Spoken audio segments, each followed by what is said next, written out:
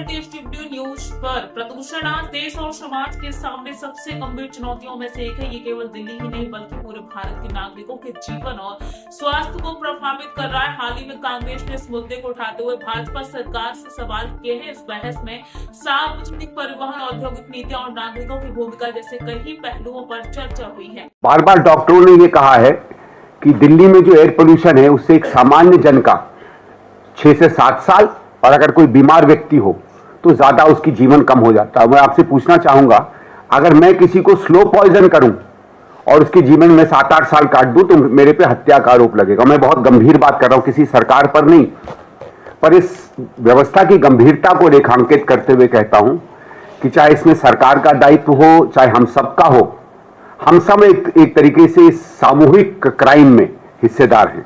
और इसलिए मैं चाहता हूं इस बात को हम लोग और भी हाईलाइट करें। जो 4-5 चीजें निकल कर आ रही हैं, मैं उस पर भी आप लोगों का थोड़ा सा ध्यान आकर्षण करना चाहूंगा। एयर पोल्यूशन ठीक है, बहुत से ऐसे इसके कारण हैं, लेकिन 5-6 इसके ऐसे मुख्य कारण हैं जो सीधे सीधे सरकार के जो कर्तव्य हैं उसके अंदर आते हैं।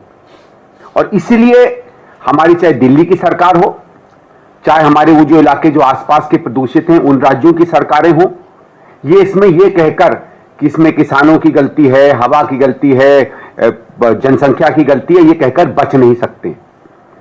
और इसलिए मैं चाहता हूं कि एक नागरिक के रूप में भी हम लोग सोचते हुए अपने सरकारों पर अब वो सवाल उठाएं और उनको विवश करें कि वो 7-8 ऐसी चीजें जो बहुत साधारण रूप से की जा सकती थी वो करें।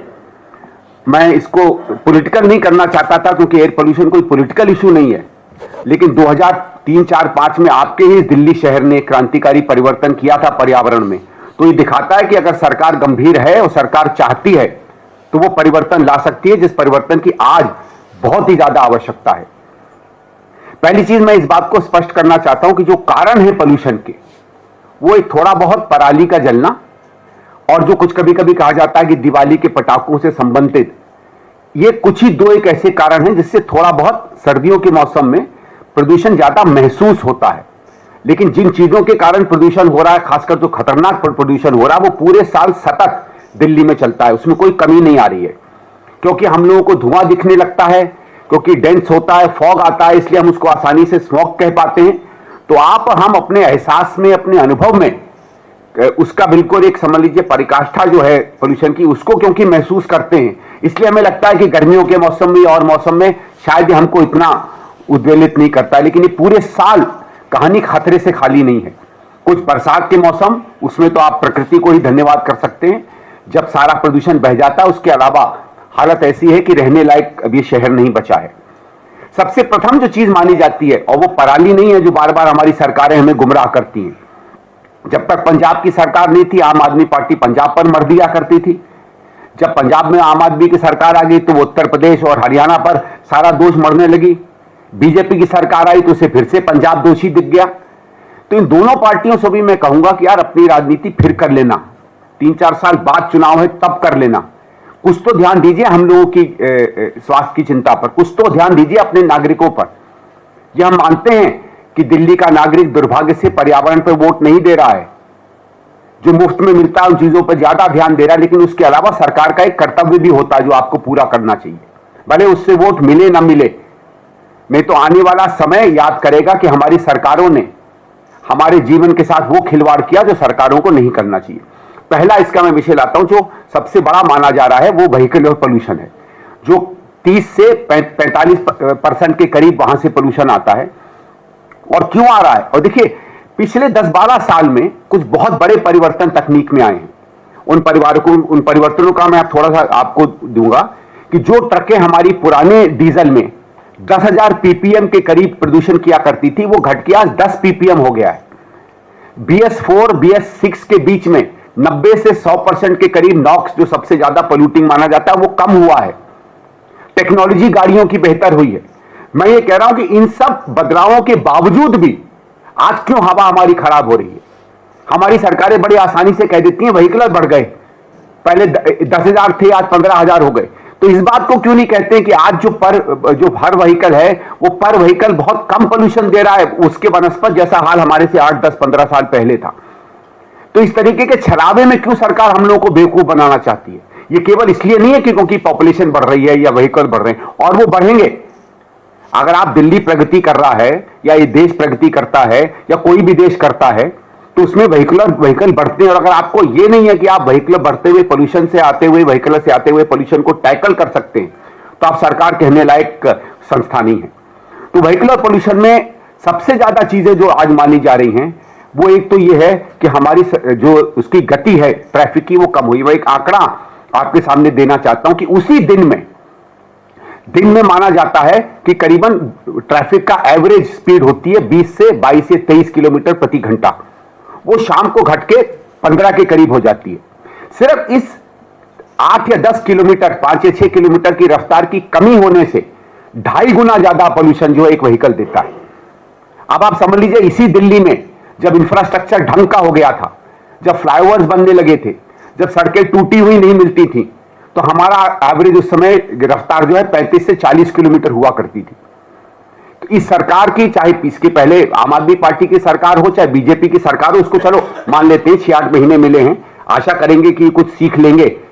आपने अगर व्हीकुलर पोल्यूशन को कंजेशन के कारण, क्योंकि अब नया इंफ्रास्ट्रक्चर नहीं बना पाए, क्योंकि आज आपकी सड़कें टूटी हुई हैं, जहां हमको लगता था कि खुली सड़क गाड़ियां दौड़ सकती हैं वहां बड़े बड़े जैम लगने लगे हैं। ये सरकार के निकम्मेपन के कारण है कि जो हमारी गाड़ियां एवरेज में 30, 40, 45 किलोमीटर की स्पीड से चलती थी आज 20 या 15 पर आ गई हैं।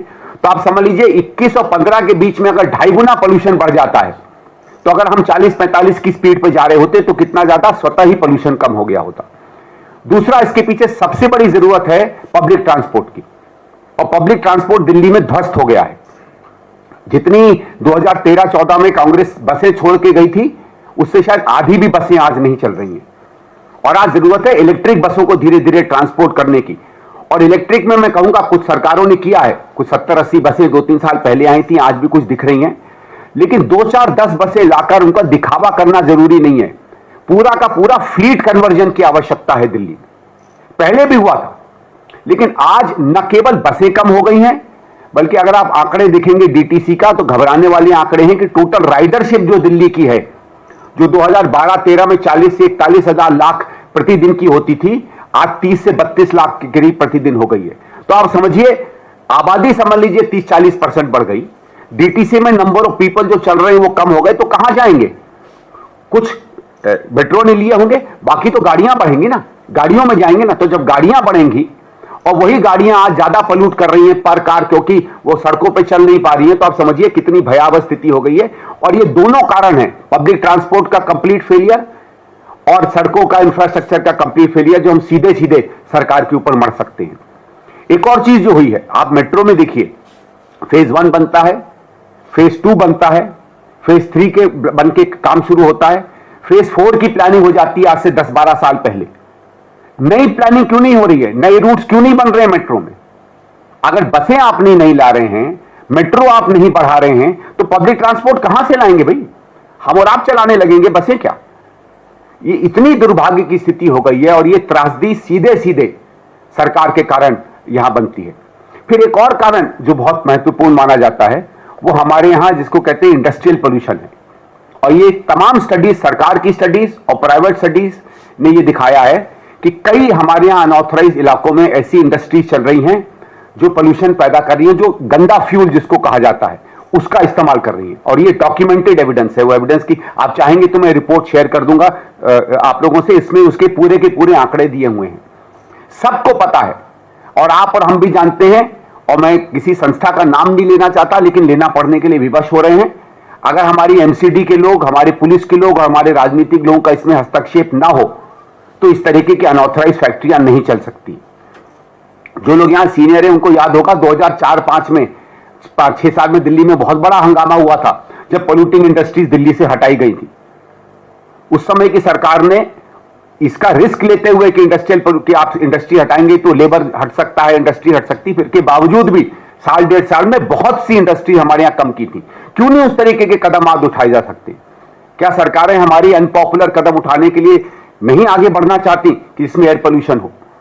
एक और बहुत बड़ा जो इसका कारण है, उसके बाद मैं एक लास्ट बात करके अपनी बात अंत करूंगा, जो हमारे यहां वेस्ट की बर्निंग शुरू हो गई है।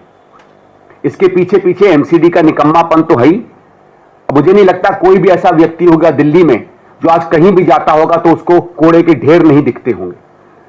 लेकिन कूड़े के ढेर का केवल एक ठीक है, बहुत दिक्कत है लोगों को कि मुकरबा चौक के आसपास बड़ा पहाड़ बनता जा रहा है गंदगी का, वो उतना पोल्यूशन नहीं क्रिएट करते जितने जगह जगहों पे इसकी बर्निंग के कारण आज दिक्कत हो रही है।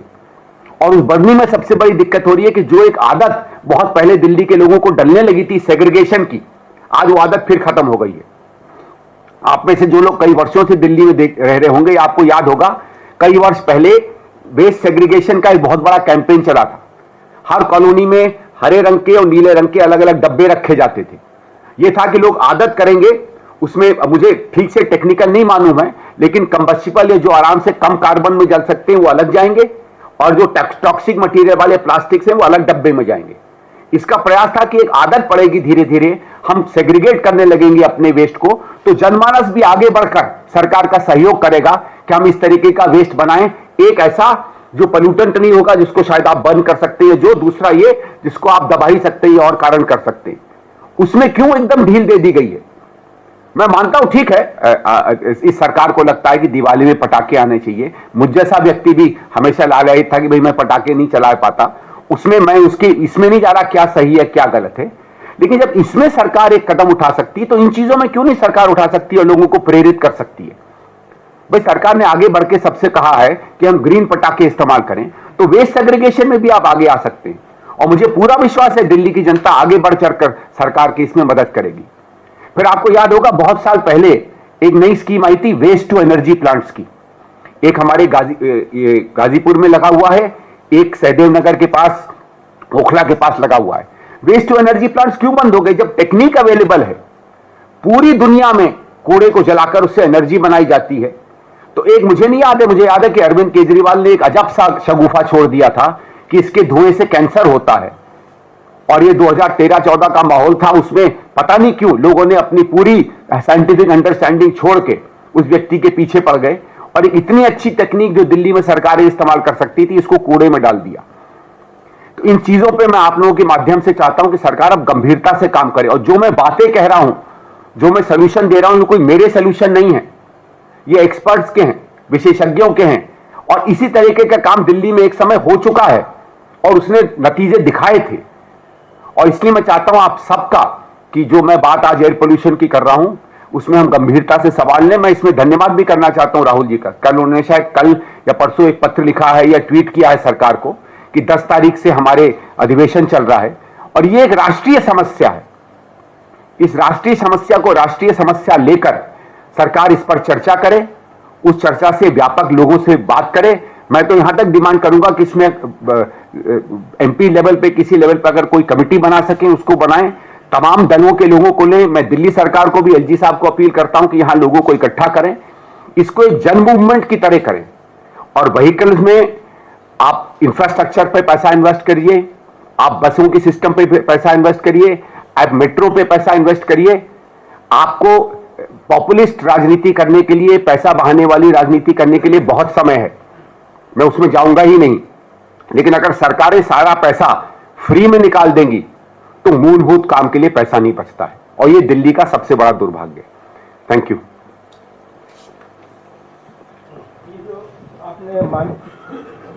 सॉरी, एक छोटा सा बस पॉइंट छूट गया क्योंकि वो कहना चाहता था कि इलीगल कंस्ट्रक्शन भी एक बहुत मेजर एक्टिविटी है, और इलीगल कंस्ट्रक्शन में दिक्कत ये नहीं है कि कंस्ट्रक्शन को आप रोके, वो आप नहीं कर सकते, इलीगल कंस्ट्रक्शन को कम कर सकते हैं, लेकिन आज तकनीक में डस्ट कंट्रोल मेजर्स कंस्ट्रक्शन में अवेलेबल हैं। तो मेरा यह कि वो भी सरकार सुनिश्चित करे कि जहां जहां भी कंस्ट्रक्शन चल रहा है वहां वहां आप बाकी जो अंकुश लगाते हैं, करते हैं, वो आप जाने, आपका काम जाने, लेकिन डस्ट कंट्रोल मेजर्स को भी जमीन पर लाकर कोशिश करें कि हमारे कॉन्ट्रैक्टर्स, हमारे बिल्डर्स उससे वाकिफ हो और उसका इस्तेमाल करें। Thank you. सॉरी, एक पॉइंट रह गया था। खास तौर से जो अनधिकृत कॉलोनियों का मुद्दा है, एक बड़ा विषय रहा है ये दिल्ली के लिए, और पोल्यूशन से जुड़ा हुआ। आपने कहा कि ये फैक्ट्रियां चल रही हैं, और अगर वोट बैंक के लिहाज से देखें तो एक बड़ा मुद्दा रहा है ये, और इसीलिए शायद छूट मिलती रही है। तो इससे कैसे निपटे सरकार? देखिए सर, इसमें दो चीजें हैं। एक तो ये है कि क्लीनर फ्यूल अवेलेबल है, ठीक है, इसमें क्लीनर गैस भी इस्तेमाल हो सकती है, मैं ये नहीं कह रहा हूं कि अगर आप नहीं हटाना चाहते हैं कुछ इंडस्ट्रीज को तो गैस का भी इसमें जरूरत है। और इसमें जो विशेषज्ञ कह रहे हैं वो ये कह रहे हैं कि हमारे गैस पे जो टैक्सेशन सिस्टम है वो उसको बहुत महंगा कर देता है। अगर आप सामान्य गैस को, क्योंकि ये लोग कोयला इस्तेमाल करते हैं या और पोल्यूटिंग केमिकल इस्तेमाल करते हैं, मोटा मोटी उसके आसपास अगर उसकी कीमत ले आएंगे तो लोग ऑटोमेटिकली मूव कर देंगे। क्योंकि देखिए, जब तक एनवायरमेंट में कितनी भी कटिबद्धता हम लोगों से माने, जब तक economically it does not make sense, लोग शायद उस तरीके से मूव ना करें। या तो सरकार का डंडा चले और इतनी सख्ती करें, पर हमने देखा है हमारे समाज में इतनी सख्ती कभी एक हद से ज्यादा चलती नहीं है। इसलिए ये अवेलेबल है। हम जो नेचुरल गैसेज हैं जो हम ऑटो में, टैक्सी में, गाड़ियों में आज दे रहे हैं, वही अगर हम इंडस्ट्रीज के लिए भी अवेलेबल कराएं तो एक उससे रास्ता निकल सकता है।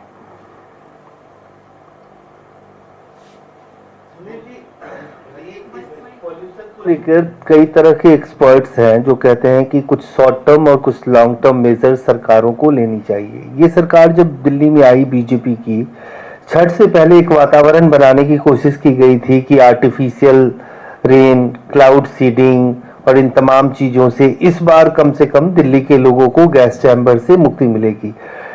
ये आपको लगता है कि सरकारें सीरियस नहीं रही हैं, क्योंकि कुछ चीजें ऐसी हैं जिनको शॉर्ट टर्म मेजर लेके लोगों को राहत दिया जा सकता है और कुछ लॉन्ग टर्म प्रयास किए जा सकते हैं? देखिए, इस सरकार पर अगर कहें तो मैं ये कहना चाहूंगा कि चुनाव के समय इन्होंने हवा के प्रदूषण का, पानी के प्रदूषण का, जमुना जी को साफ करने के मुद्दे रखे थे। ये भी हम लोगों को मालूम है, जो इस बात को गंभीरता से देखते हैं कि ये कोई 5-6 महीने में होने वाले काम नहीं है। सरकार को भी इस बात को लोगों को कॉन्फिडेंस में लेना चाहिए था कि बड़े काम का असर आपको 3, 4, 5 साल में ही मिलेगा, और मुझे पूरा विश्वास है कि जनता उसमें धैर्य रखती। लेकिन अगर सरकार बड़बोलेपन में चली जाएगी कि हम 3 महीने में साफ कर देंगे, आप अब की बार छठी मैया का जो आप स्नान करते हैं उसमें आपको साफ पानी मिलेगा, तो अगर आप ऐसे वायदे करने लगेंगे जो संभव ही नहीं है, सिर्फ नाटक को छोड़ के, तो फिर औंधे मुंह सरकार गिरती है। और आज जो सरकार के प्रति लोगों के अंदर में एक गुस्सा है इसका, वो इसी से है। अगर आप साफ कहते हैं कि ठीक है साहब, हम उतनी अभी भी जमुना जी नहीं साफ कर पाएंगे। देखिए, आप सबने रोज देखा है कि वो कौन से केमिकल डाल के वो झाग हटा दिया जाता है जमुना जी पे। अरविंद केजरीवाल भी वही करते थे। उस समय बीजेपी अरविंद केजरीवाल पर उंगली उठाया करती थी। आप भी वही कर रहे हैं, क्योंकि ये सिर्फ दिखावे के मेजर्स हैं। लॉन्ग टर्म में सबको मालूम है, और सबको मालूम है कि दिल्ली की जमुना जी आज क्यों गंदी है। भाई, मैं आपको छोटे आंकड़े देता हूं। 1998-99 में हमारा टोटल सुएज ट्रीटमेंट की कैपेसिटी दिल्ली में 330 MGD थी, जो 2013-14 तक बढ़ के करीबन 610 MGD के करीब हो गई। आज भी 11-12 साल बाद वो 646 है। सुएज ट्रीटमेंट प्लांट आप इंक्रीज नहीं करते हैं तो जमुना जी खुद साफ हो जाएंगी क्या? सबको पता है कौन से नालों से गंदगी आ रही है। सबको यह मालूम है कि जहां से जमुना जी दिल्ली एंटर करती हैं उसमें 1 कोशंट होता है पोल्यूशन का, और जैसे ही नजफगढ़ नाला, 2-3 और नाले जहां जमुना जी में मिलते हैं, उसके बाद जमुना जी क्रॉस कर जाती हैं, तो इतना बुरा हाल जमुना जी का हो जाता है कि जो आज के आंकड़े हैं वो दिखने लगते हैं। आपको जगह मालूम है, आपको कारण मालूम है, क्यों नहीं सुएज ट्रीटमेंट प्लांट्स बने? इसमें तो मैं थोड़ा बहुत धन्यवाद करना चाहूंगा सुप्रीम कोर्ट का कि 2-3 साल पहले उन्होंने एलजी साहब की अध्यक्षता में एक कमेटी बनाई है। वो कह रहा है कि जो इंटरसेप्टर प्लांट्स हैं जो गंदे नालों को साफ करेंगे, उसमें सुना है कुछ प्रगति हो रही है। क्या हो रही है मैं ठीक से नहीं जानता हूं, लेकिन उनका एक हाई लेवल कमेटी है जो कुछ छापती रहती है। चलिए, सरकार, दिल्ली सरकार नहीं कर पा रही, सुप्रीम कोर्ट के प्रभाव से, एलजी साहब के हस्तक्षेप से ही हो जाए तो हो जाए। तो उसके अलावा मैं कह रहा हूं कि सरकार को भी, बीजेपी की सरकार को भी कुछ गंभीर कदम लेने पड़ेंगे। और जैसे मैंने कहा, कुछ आपके कदम लोकप्रिय नहीं होंगे। आपको सिर्फ ये दिखाना है कि आपने 15 दिन में जादू कर दिया, तो जादू तो केवल इल्यूजन होता है, और वही इल्यूजन उन्होंने अब की बार भी किया। तभी देखिए, जब उन्होंने दिखाने की कोशिश की कि जमुना जी में सफाई हो गई है, तो लोगों ने उन घाटों को दिखा दिया कि कुछ मतलब झूठे घाट बनाए गए या पता नहीं कहां से पानी आया, और बेकार में वो जो कार्यक्रम जिसमें हम ज्यादातर श्रद्धा की बात करते हैं, वो कार्यक्रम राजनीतिक रूप से कंट्रोवर्सी बन गया। सड़कों पे पानी की फॉगिंग, संदीप जी, सड़कों पे पानी की फॉगिंग हो रही है, पानी गिराया जा रहा है। आपने कहा सरकार को ठोस कदम उठाना चाहिए, क्या लग रहा है सरकार? देखिए, पानी वाला कदम बहुत इमीडिएट है। पानी वाले कदम से क्या होता है, डस्ट सेटल कर जाती है। डस्ट इतनी दिक्कत नहीं है। देखिए, डस्ट का प्राकृतिक रूप से भी हमारी जिस तरीके से नोज बनी है उससे प्राकृतिक रूप से हम डस्ट को मैनेज कर लेते हैं। डस्ट की प्रॉब्लम क्या होती है कि ये जो बहुत माइक्रो पार्टिकल्स हैं सल्फर डाइऑक्साइड के और NOx के, इनके ये डस्ट में लिपट जाते हैं और फिर उसको टॉक्सिक बना देते हैं। तो वो ठीक है, जहां जहां चलेगा कुछ सेटल कर जाएगी, लेकिन बाकी जो पोल्यूशन है वो तो फिर वहां भर जाएगी ना भाई। इसका मतलब है कि समझ लीजिए नीचे आग लगी हुई है, बर्तन गर्म हो रहा है, आप ऊपर से एक एक करके बर्फ डाल रहे हैं। 1 मिनट के लिए समझ लीजिए अगर 100 मिलीलीटर पानी है तो 5 मिलीलीटर पानी ठंडा हो जाएगा, वो फिर उबलने लगेगा। जो आग जिससे उबल रहा है उस पर तो काम करिए। इसलिए मैं कह रहा हूं चलिए ठीक है, आपने जो पहला सवाल पूछा गया था शॉर्ट टर्म मेजर्स का, मैं शॉर्ट टर्म मेजर में नहीं जा रहा हूं, क्योंकि सरकार को भी मुझे नहीं लगता ठीक से पता है। ग्रैप 1, ग्रैप 2, ग्रैप 3 ये भी शॉर्ट टर्म मेजर्स हैं। आपको याद होगा एक समय में बहुत हल्ला हुआ था ऑड और इवन का, वो भी शॉर्ट टर्म मेजर्स हैं। और ऑड और इवन के बाद कोई पोल्यूशन कम नहीं हुआ था, ट्रैफिक कम हो गया था। तो हम जैसे लोग जो गाड़ियों में घूमते हैं वो तो बहुत खुश थे कि जहां 15 मिनट लग रहे थे वहां 10 ही मिनट लग रहे थे, लेकिन उसके अलावा बड़े पोल्यूशन में उसका कोई असर नहीं पड़ा था। तो शॉर्ट टर्म मेजर्स आप रखिए, ग्रैप 1, ग्रैप 2, ग्रैप 3, ग्रैप 4 जिसकी जरूरत है उसको करिए। लेकिन कितने दिन तक आप स्कूल बंद करते रहेंगे, कितने दिन तक आप कंस्ट्रक्शन बंद करते रहेंगे, कितने दिन तक आप गाड़ियों को कहेंगे भाई गाड़ी भी तो आपने बेची है, हमसे रोड टैक्स लिया आपने 10 साल के लिए, और आप अपने निकम्मेपन के कारण सारा का सारा बोझ बच्चों पे डाल रहे हैं कि स्कूल मत जाइए, सारा का सारा बोझ उन पे डाल रहे हैं जिनके पास गाड़ियां हैं कि आप गाड़ी नहीं चलाइए। हमारी क्या गलती है? सड़क हमने तोड़ी है क्या? इलीगल कंस्ट्रक्शन हम होने दे रहे हैं क्या? जहां इंडस्ट्री नहीं लगनी चाहिए वहां गंदा फ्यूल हम अलाउ कर रहे हैं क्या? हमारा वेस्ट बर्निंग में आप कोई तरीका नहीं ले पा रहे, दिल्ली कूड़ादान बन गया, जनता ने किया क्या? तो प्रभाव उसका बढ़ चढ़ के तो जनता, मैं कह रहा हूं ठोस कदम लेंगे तो भी जनता आपके साथ आएगी। और आप चाहते हैं कि जनता का सहयोग आए तो आगे बढ़िए, एक सशक्त सरकार की तरह काम करिए। लेकिन सशक्त सरकार का मतलब होता है जनहित में काम करना।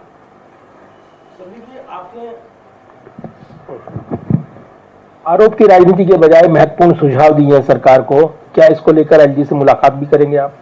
सर पहले भी बात हुई थी, और जैसे मैंने कहा कि जो पूरा यमुना जी का है, एक बार हमने एलजी साहब से बात की थी, वहीं से मुझे पता चला कि इस पे कुछ कदम आ रहे हैं। राजनीति का मैंने केवल इसलिए नहीं किया कि 3-4 साल बाद चुनाव आएंगे, राजनीति का बहुत समय मिल जाएगा, लेकिन राजनीति से मेरी हवा साफ नहीं होगी, मेरी बच्ची की जिंदगी बेहतर नहीं होगी। जब राजनीति का समय आएगा राजनीति कर लेंगे हम लोग। वो तभी तो मैं कह रहा हूं दुर्भाग्य की बात है कि आम आदमी इन पर लांछन कसती रहती है, बीजेपी इन पे लांछन कसती रहती है। मेरे हिसाब से इस हमाम में दोनों बराबर के दोषी हैं। मैं वो शब्द नहीं इस्तेमाल करूंगा जो किया जाता है, लेकिन दोनों बराबर के दोषी हैं इस मामले में। इसलिए दोनों से कहूंगा बाद में कर लीजिएगा राजनीति, 4-4.5 साल बचे हैं चुनाव के लिए, कुछ तो करिए यार। ठीक है, हो सकता है अभी किसी ने, जब मैं यहां आया था किसी ने कमेंट किया कि यहां एयर प्यूरिफायर है। नेताओं के घर में एयर प्यूरिफायर तो हो सकते हैं, जनता के घरों में तो नहीं है ना, सड़कों पे तो नहीं है ना, पार्कों में तो नहीं है ना, खेल के मैदानों में तो नहीं है ना, जहां हमारा जीवन जो है हम ज्यादातर व्यतीत करते हैं। स्पष्ट ये है कि प्रदूषण किसी एक दल या राज्य की समस्या नहीं है, बल्कि राष्ट्रीय चुनौती है। इसे हल करने के लिए सभी राजनीतिक दलों, सरकार और नागरिकों को मिलकर ठोस कदम उठाने होंगे। केवल दोषारोपण से समाधान नहीं निकलेगा, बल्कि सामूहिक प्रयास स्वच्छ और सुरक्षित भविष्य की दिशा तय करेंगे। अगर आपको ये वीडियो पसंद आया हो तो वीडियो को लाइक, शेयर करें और कमेंट्स करें। TSW न्यूज को सब्सक्राइब करना न भूलें। मिलते हैं अगले वीडियो में। ऐसे ही तमाम बड़ी खबरों से जुड़े रहने के लिए हमारे YouTube channel TSW news Hindi को सब्सक्राइब करें। वीडियो को लाइक, कमेंट, शेयर करना बिल्कुल ना भूलें।